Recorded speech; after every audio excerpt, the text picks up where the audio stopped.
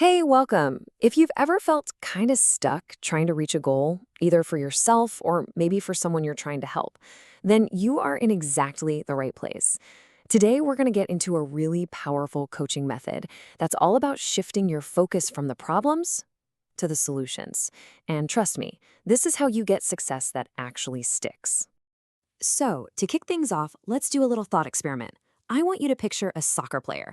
They're lined up, they've got a perfect shot on goal, but the only thing looping in their head is don't hit the post, don't hit the post. Now be honest, where do you think that ball is going to go? Yep, you already know the answer. It's going to smack right into the post or go straight to the goalie, every single time. It's this wild paradox, isn't it? Our brain has this funny, kind of frustrating habit of steering us right toward the very thing we're trying so hard to avoid. And look, this isn't just some sports psychology trick. This is a huge fundamental principle for how we get things done in every part of our lives. Where we decide to put our focus, that literally shapes our reality. Okay, so let's really dive into what this means. First things first. In our little game plan here, we've got to diagnose a super common mistake, one that most of us make all the time without even thinking about it. We're going to learn how to spot something called a dead people goal. Yeah, I know, it's a memorable name, but just stick with me here. So what on earth is a dead people goal? Simple. It's any goal that is focused on what you don't want. Things like, I don't want to feel sad anymore, or I just want to stop being so anxious. The reason they're called this is, well, the only people who are perfect at not feeling things or not doing things are dead. It's all about avoidance, and that's just a flawed strategy for those of us who are, living. Okay, check this out. This is the big shift. Instead of saying, I don't want to feel sad, what if the goal became, I will actively fill my life with purpose? Instead of trying to avoid loneliness, you aim to create connection. And instead of not wanting to feel anxious, you commit to living a life you truly value, even if it gets uncomfortable sometimes. You see the difference?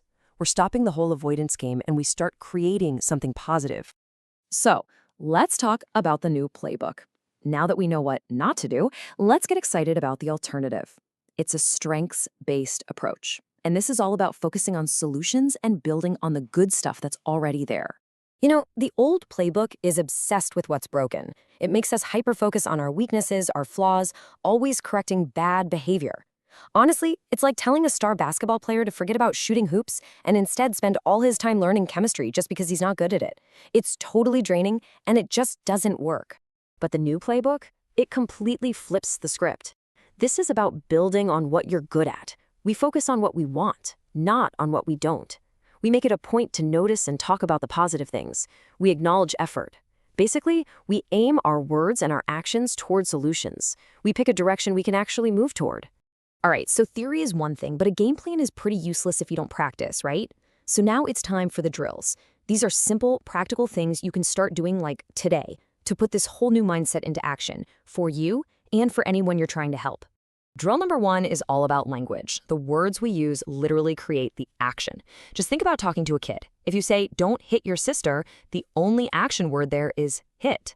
But if you say, please be soft with your sister, now you've given them a clear, positive action they can actually do. Our language points the way.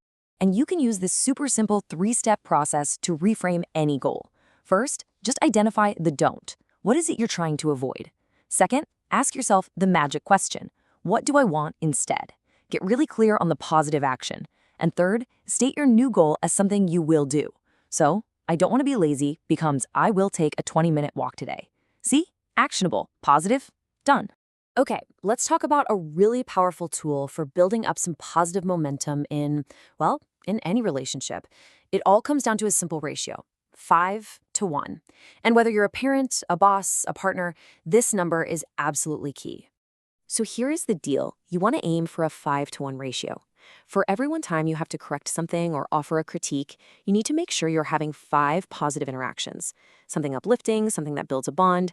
Making that conscious effort completely changes the dynamic from critical to supportive. It is an absolute game changer. And here is a fantastic, almost secret weapon of a coaching question you can ask. Instead of always focusing on when the problem is happening, I want you to become a detective for success. Ask this: when are the times the problem is not happening? This is so powerful because it immediately shines a light on the strengths and resources that you can build on. It shows you what's already working. Okay, we're coming down the home stretch now. Let's blow the final whistle and really lock in this championship mindset. This is about taking everything we've talked about and making it part of your core approach to growth, to success, to everything. I really want this to sink in for a minute. Real, lasting growth doesn't come from obsessing over fixing every little flaw. It comes from figuring out what we're already good at and then pouring our energy into making those strengths even stronger. And that brings us right back to where we started, doesn't it? The big takeaway is this: your focus determines your reality. So stop staring at the post you're trying to avoid. Keep your eyes locked on that little spot in the back of the net and go ahead, take your shot. So I'm going to leave you with one final challenge. As the coach of your own life, and we all are, whether we're coaching ourselves or someone else, what is one dead people goal that you are going to reframe this week? Really think about it, maybe write it down, and start aiming for the back of the net. Thanks so much for tuning in.